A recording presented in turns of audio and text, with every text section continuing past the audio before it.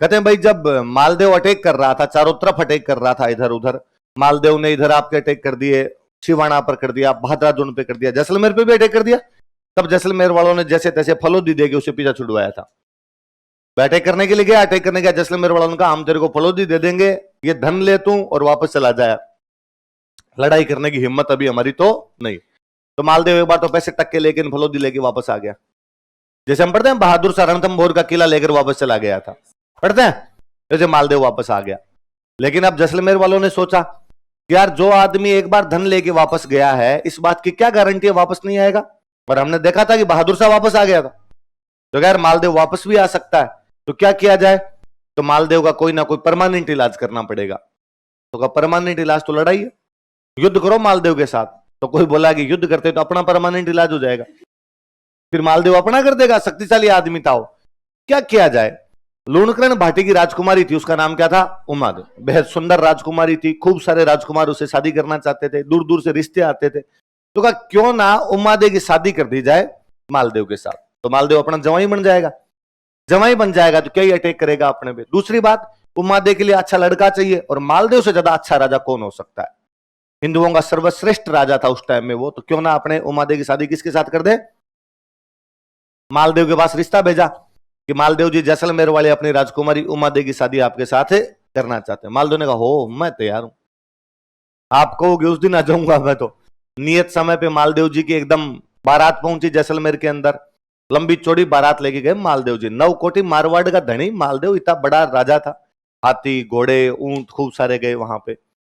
पहले एक रिवाज हुआ करता था कि जब बारात चली जाया करती थी तो महिलाएं बारात का डेरा देखने जाती, और जब महिलाएं बारात का डेरा देखने जाती तब एक गीत गाती थी, उस गीत को बोलते जल्ला। क्या बोलते थे। अच्छा, बारात का डेरा तो समझते हो आप, जहां पे बारात रुकती है उस जगह को क्या बोलते हैं, बारात का डेरा। राजकीय प्राथमिक विद्यालय रुकती तो वही है ना बारात।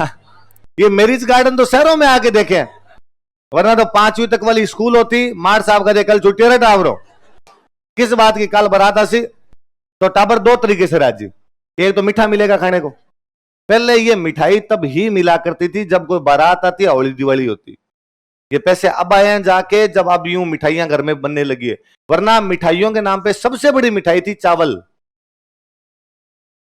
घर में जिस दिन चावल बन जाते ना था वो टाबर क्या राजी होते, आज हमारा चावल है। और होली दिवाली भी चावल बनाते, तो मेहमान आता तो चावल बनाया करते थे। इसलिए देख लो अभी तक भी अपने दिमाग से निकला नहीं है। आज पैसे हो गए लोगों के पास, अब लोग खूब सारी मिठाइयां लाते हैं, चमचम और कलाकंदन भगवान जाने क्या क्या लाते हैं, फिर भी शादी ब्याह होली दिवाली चावल बनाते हैं और सबसे पहले मेहमान को चावल खिलाते हैं। अब अपने बोलते हैं कि नहीं नहीं ये सगुन के हैं, सगुन के नहीं है, तुम्हारे दिमाग से नहीं निकल रहा, क्योंकि पहले तुम्हारे पास चावल ही हुआ करते थे और कुछ था ही नहीं। वो भी चावल भी तब जब कोई होली दिवाली या मेहमान आएंगे, डेली नहीं। डेली चावल बनाओ, रुपए कहां से लाओगे इतने आप। तो पहले वो बारात के डेरे भी राजकीय प्राथमिक विद्यालय हुआ करते थे, पर मालदेव जी का डेरा तो लंबे चौड़े मैदान में लगाया गया भाई साहब। तो महिलाएं जब बारात का डेरा देखने जाती कौन सा गीत गाती थी, महिलाओं द्वारा बारात का डेरा देखने जाते समय गाया जाने वाला उस गीत का नाम क्या है। कभी को दोबारा वैसे पूछ ले, बारात का डेरा देखने जाते समय गाया जाने वाला गीत क्या कहलाता है। या मेंस में कोई 15 शब्दों में खाली लिख देगा जल्ला, अब आप लिखो नीचे, तो लिख दोगे कि महिलाओं द्वारा बारात का डेरा देखने जाते समय राजस्थान में गाया जाने वाला गीत क्या कहलाता है, जल्ला कहलाता है। तो भाई जैसलमेर की जितनी महिलाएं थी वो तो जल्ला गाती गाती मालदेव जी का डेरा देखने चली गई। उम्मादे तो दुल्हन तो घर से बाहर निकल नहीं सकती, पर जी में तो उसके भी आए कि मैं, और उसको खबरें मिल रही, नौकर चाकर आगे बताएगा अरे उम्मा तुम्हारी बारात क्या आई है, दूर दूर तक इतने हाथी, इतने घोड़े, इतने ऊंट।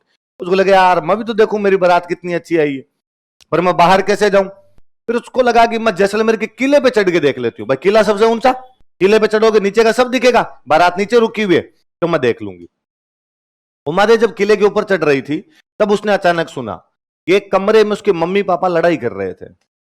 उसने कान लगाए भाई क्या हुआ, शादी के दिन लड़ाई कैसे हो रही है इनमें। और उधर लूणकरण अपनी रानी को कह रहा था कि आज मालदेव जैसे फेरों के अंदर आएगा मैं मालदेव को मार दूंगा। और वो रानी बेचारी के कैसे मार दोगे, अपनी बेटी से ब्याह करना, लिच्चड़ आदमी 10 दिन पहले अटैक करने आ गया था अपने भी, फलोदी छीन गया अपने से, और इसको तो मैं मारूंगा, बदला लूंगा इसका। तो युद्ध में तो मार नहीं सकते, आज फेरों में बुला के मारेंगे। अरे ये धोखा है, कहां यही करना है, ये जो तूने कहा ना ये करना है ये। अरे तो अपनी बेटी का सुहाग है, का सती कर देंगे, किसको मारेंगे आज, किसको जिंदा नहीं छोड़ूंगा, और यदि तूने किसी को बता दिया तो पहले तुझे मारूंगा मैं। बेचारी रानी क्या करे, उसने हाथ पैर जोड़े कि मान जा डाकी, ऐसे नहीं करते, चुप। अब उमादे को जब ये बात पता चली, उमादे ने जब ये बात सुनी, तो अब बेचारी वो फंस गई।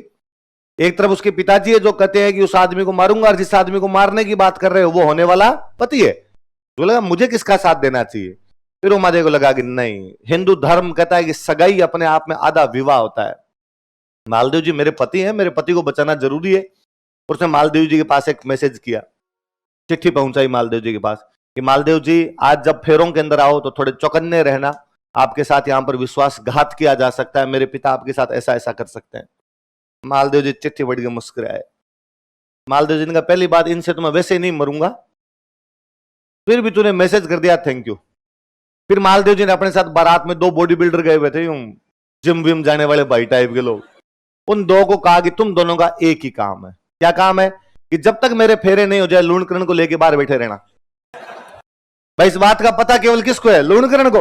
लूणकरण को फेरों में मत आने दो, फेरे होने के बाद में देख लूंगा अपने आप। फेरों में आदमी का ध्यान नीचे स्वाहा करे, पीछे से मार दे कोई, तो कहा भाई इतने देर रख लेना। उन दोनों ने कहा चिंता ही मत करो आप। मालदेव जी आए, तोरण पे आए। मालदेव तोरण तो समझते हो, तोरण मारने के लिए, तोरण मारने आते हैं तो कई देर तो वहां वैसे ही टाइम लग जाता है। लुगाइयां भगवान जाने क्या क्या करती रहती, कभी इधर से नापती है, करती रहती लुगाइयां ऐसे नापने जोकने के काम करती रहती है, कभी वो झुनझुना सा बजाती है, कभी चावल के दाने फेंकती है।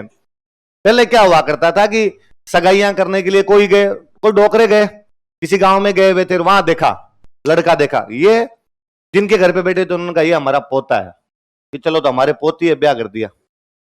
जब बड़े होंगे तब इनकी क्या कर देंगे अपने शादी। सगाई तो आज ही समझ लो, तो यूं 20-20 साल पहले कोई सगाइयां कर करके आ जाते, 15 साल पहले सगाइयां करके आ जाते। अब उस लड़का बड़ा होने के बाद कैसा दिखता है, कितनी हाइट है, दिखता नहीं दिखता, सुनता नहीं सुनता, इन बातों को क्या पता। तो बाद लुगाइयां कहती भाई हम हाइट नापेंगे, ऐसे कर करके नापती है उससे, उसके कान के पास में जाके झुनझुना सा बजाते हैं। इसका तो गांव में समझा के भेजते हैं दूल्हे को कि तेरे पास सासू आएगी, बाकी महिलाएं आएगी, तेरे कान के पास में आगे से झुनझुना बजाएगी, और जब झुनझुना बजाए तब तू कान ऐसे कर लेना, वरना मान लो ये ऐसे खड़ा रहे, फिर इसका मतलब सुनाई दे नहीं रहा है ना।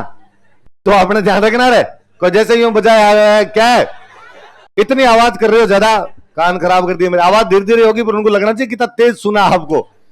कांच दिखाते हैं, कांच मतलब यदि आपकी आंखें एकदम सही तो कांच दिखाओ, तो पलके पड़ेंगे उसके, एकदम यूं पड़ेगा प्रकाश पड़ेगा तो यूं आंखें आगे, अरे अरे साइड में तो मालदेव जी ने कई देर तो वो टोटके किए। फिर मालदेव जी फेरों के अंदर जाके बैठे। मालदेव जी जैसे फेरों में जाके बैठे, लूणकरण जी उधर से किधर से फटाफट अंदर घुसने की तैयारी कर रहे थे। वो दोनों बॉडी बिल्डर आगे तैयार बैठे थे। उन्होंने कहा ध्यान किधर है हीरो, भाई साहब इधर आ जाओ, कहां जा रहे हो। और क्या तरीका है लूणकरण जी, इतनी दूर जोधपुर से चला के आए हैं, रिश्तेदार है तुम्हारे, कोई 2 पैक लो साथ में बैठ के, 2 हथाइयां करो, बैठो बैठो यहाँ पे बैठो, तो ये पैक बनाओ और दारू का पैक बनाओ। लूणकरण जी ने कहा कि नहीं नहीं मुझे अंदर जाना है, मैं एक बार यहां नहीं बैठ सकता। क्यों जाना अंदर, क्या करना है आपको? तो लूणकरण जी के और तो कोई दिमाग में नहीं, कहा मुझे कन्यादान करना है। तो कन्यादान तो करते हैं। उन्होंने कहा कि अब ये बातें मत बताओ, कन्यादान कोई आदमी कर देगा, कन्यादान आपका बेटा कर देगा, कन्यादान आपका भाई कर देगा, कन्यादान और कोई आपके परिवार में चाचा ताऊ जो है वो कन्यादान कर देंगे, आपको जाने की कोई आवश्यकता। लूणकरण जी की बात समझ में आ गई कि इनको बात तो पता चल गई। लूणकरण जी चुपचाप वहां पे बैठ गए। और ये भी सच्ची बात है, कन्यादान कोई भी कर देता है। मैंने एक तो फिल्मों में देखा, एक शहरों में आके देखी, 2 चीज।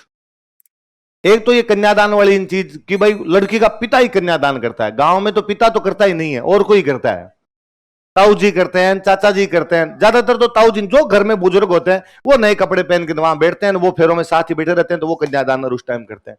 एक मैंने बड़ी गजब चीज देखी शहरों के अंदर आके कि लड़की की शादी में भी लड़की के भाई नए कपड़े पहनते हैं। मतलब मेरी बहन की शादी और मैं तैयार होके घूम रहा हूं, गांव में 3-3 दिन नहाते नहीं है, मैं टाइम ही नहीं मिलता यार, और ऐसे भयंकर भयंकर काम करवाते हैं। यहां पे मगर यार शहरों में ये सुख है, लड़की के भाई भी जोधपुरी कोट पैंट यहां तक बंद किए हुए तन तन के खड़े रहते हैं, 4-5 डीओ वीओ छिड़के हुए। वो हमारी डीओ छोड़ो, पसीने की गंदगी नहीं जाती है। और घर वालों की और आप नए कपड़े पहन कैसे लो, मान लो आपने नए कपड़े पहन जो एकदम तैयार होके खड़े हो, इतने में कोई ना कोई चाचा तो इनार इधर आ, क्या करना, वो कढ़ाई उठा के ला। अब आप कढ़ाई उठा के ला रहे हो, जोधपुरी कोट पहना हुआ है, आपके हाथ में कढ़ाई है। कोई कहता मिट्टी लान, कोई कहता बर्तन साफ कर ले, तो कुछ भी काम करवा लेते हैं। तो मेरे को ये तो बड़ा ही अजीब, शुरू शुरू में तो कई दिन लगा कि यार ऐसे कैसे हो सकता है, मतलब ये तैयार है, ये लड़के वाले होंगे, कि नहीं ये लड़की वाले हैं। तो गांव में ये लड़की वाली शादी के अंदर तो लड़की वाला पूरा परिवार भूत बन के रहता है, भूत। टाइम ही नहीं मिलता, ना टाइम होता है। और अब तो फिर भी मैं कहता हूं थोड़े बहुत पैसे आ गए, इस चक्कर में थोड़ा लिविंग स्टैंडर्ड इस मामले में थोड़ा सुधरा है। पहले तो अजीब अजीब काम हुआ करते थे, मिठाइयां बनाते, मिठाइयों के नाम पे होते थे लड्डू। तो लड्डू की पहले बनती है बूंदी, तो बूंदी तो हलवाई निकाल देता। अब घर वाले सारे लगते लड्डू बनाने के लिए, घर वाले लगते। तो मुझे याद है टावरों को बूंदी पकड़ा देते, सारे दिन बैठे बैठे ऐसे करते, वो लड्डू बनाया करते। शाम तक यहां से यूं तंजाया करती थी, पर टावरों उसमें मजा आता। अपने लगता है बनाते बनाते थोड़े थोड़े बूंदी तो मिल ही जाएंगे। पहले बूंदी भी तो कहां मिलती थी खाने के लिए, थोड़ी बहुत मिल जाएगी यार, उसके अंदर क्या है। और इतने अजीब अजीब, वो तो मुझे याद है मेरे कजन सिस्टर की शादी थी, और शादी से एक दिन पहले मेहमान वगैरह एक दिन पहले आने लग जाते। तो बारात तो कल आएगी, जो टेंट वेंट लग रहा था इधर, और मेहमान वगैरह न्यू आने शुरू हो गए थे। तो कोई वो बर्तन वर्तन साफ करने के लिए एक कोई महिला थे, तो वो बाहर बैठे हुए थे, वो बर्तन वगैरह साफ कर रहे थे बाहर। वो बेचारी महिला जो थे, उनके कोई छोटा बच्चा रहा होगा, तो मैं उधर काम कर रहा था दूसरा, तो उन्होंने मुझे कहा कि देखो मैं सुबह आई थी और ये 11-12 बजे तक बर्तन वगैरह मैंने साफ कर लिए, अब मेरा छोटा बच्चा है, एक बार घर पे जाके संभाल के आ जाऊं, शाम को आपके रिश्तेदार और आएंगे, मेहमान और आएंगे, तब तक वापस आ जाऊंगी। तो मैं ठीक है, दोपहर में अपने कौन आएगा, आगे जितने सुबह आ गए अब शाम को आएंगे। वो उठ के वहां से गई, तो वो जो बर्तन साफ किए हुए थे वो अंदर रख दिए। तो ठीक है, अब ये चली गई यहाँ से उठ के, तो अंदर रख दो ये बर्तन ले जाके। गांव में वो होता है कि अंदर का मतलब आप वहां हो, बाहर का मतलब आप यहाँ, बीच का आंगन खाली पड़ा है, बाहर वाले कमरे अलग, अंदर वाले कमरे अलग, खूब लंबा चौड़ा पड़ा रहता है। बीच में गाय बांध रखी है आपने साइड में, रुस टाइप का रहता है गांव के अंदर एकदम। तो अब वो इतने में कोई फूफाजी जीजाजी कोई ना कोई आगे लटकते लटकते कोई बीच में दोपहर में जैसे आए, तो गांव में एक और बड़ा जोरदार होता है, सारे बैठे रहते हैं वहीं पे। तो फिर दादाजी पहले ताऊ जी कहेंगे कि चा पकड़ाओ रे, फिर ताऊ जी अपने पापा कहेंगे अरे चा ले चा, फिर ताऊ जी अपने कहेंगे कि चा लिया, अपने अपने छोटे भाई को चैन बनाते हैं, उठ के कोई नहीं जाता, सारे एक दूसरे कहते हैं कि चा लिया चा, तो यूं करते करते वहां चा पहुंचती है वहां तक। तो वो किसी ने कहा कि लो मेहमान आए, खाना खिलाओ खाना खिलाओ। मैं थोड़ा सिंसियर पड़ा, मुझे लगा यार ये चेन बनाएंगे इतनी देर में, तो खाना खिलाना चाहिए इनको। और मुझे पता था कि बर्तन सारे अंदर रख दिए ले जाके, तो अपने थाली ले आते हैं। तो एक दो थाली तो वहां पड़ी थी साफ करने वाली जगह, बाकी सारी अंदर गई, तो मैं यूं लेने के लिए जा रहा था। तो पीछे से पापा ने कहा लगे कहां जा रहा है, कहां तेरे खाना खिला, तो मैं वो मैं थाली लेके रहा था, तो ये पड़ी है ना, तो मैं झूठी है तो साफ कर ले। अब बैठ के साफ कर रहे हैं भाई, वापस तो डाकियों को कैसे कर दो आप वापस की मैं नहीं करूंगा, ये कहने के तो मतलब ही नहीं होते।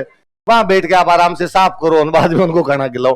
तो लड़की की शादी में गांव के अंदर तैयारियां नहीं की जाती, नए कपड़े नहीं पहने जाते, ये शहरों वालों के सुख है आपके। तो वैसे के वैसे भाई लूणकरण जी को तो वहीं बिठाया, मालदेव जी अंदर फेरे ले रहे थे, आराम से मालदेव जी के फेरे अपने संपन्न हुए। संपन्न होने के बाद मालदेव जी की बारात दूसरे दिन रवाना होने लगी। पहले जब राजकुमारियों की शादी करते तब उनके साथ में काम करने के लिए लड़कियां दिया करते थे, दासियां दिया करते थे। तो जब उमादे को भेज रहे थे तो उमादे के साथ में एक दासी भेजी गई थी, उसका नाम था भारमली। क्या नाम था? अच्छा, भारमली के लिए कहते हैं कि भारमली जब पैदा हुई थी ना, पैदा होते ही उसके मम्मी पापा ने उसको फेंक दिया था। अभी भी अखबारों में कई बार आता है, कन्या शिशु कचरे के ढेर में मिली, अनाथालय में सौंपी, अस्पताल में सौंपी, बच्ची भी मम्मी पापा फेंक गए, लड़कियों को नहीं रखा, लड़कियों को नहीं रखते थे, फेंक देते थे कई बार। अब वो जिस किसी को मिले, जैसे आज भी अपने साथ हो सकता है, आप कोचिंग आ रहे हो, रास्ते में हो सकता है आपको इस प्रकार की बच्ची मिल जाए पॉलीथीन में लपेट के ना, अभी भी खूब सारी जगह ऐसा मिलता है अपने केस। तो अपने क्या करेंगे, हॉस्पिटल फोन करते हैं, पुलिस को फोन करते हैं। अब तो ये आ गया, पहले तो सब हॉस्पिटल पुलिस सब होता ही कौन था, राजा। जिस किसी को बच्ची मिली उसने लाके लूणकरण को दे दी, और लूणकरण कहा भाई ये बच्ची मिली थी वहां पे पड़ी हुई, तो लूणकरण ने उस बच्ची को पाल पोस के बड़ा किया। तो उमादे के साथ में बड़ी हुई थी, उमादे के लगभग हम उम्र ही थी, उमादे की बहुत अच्छी सहेली थी। तो उमादे ने कहा कि भाई भारमली मेरे साथ हताई वताई भी कर लेगी, भारमली को मेरे साथ भेज दो। तो राजा ने भारमली को भी एक दासी के रूप में साथ में भेज दिया। शाम को मालदेव जी की सुहागरात आई। मालदेव जी अफीम वफीम खाया करते थे, तो मालदेव जी अफीम वफीम खा के अपने रूम के अंदर आगे बैठ गए। उमादे तब तक श्रृंगार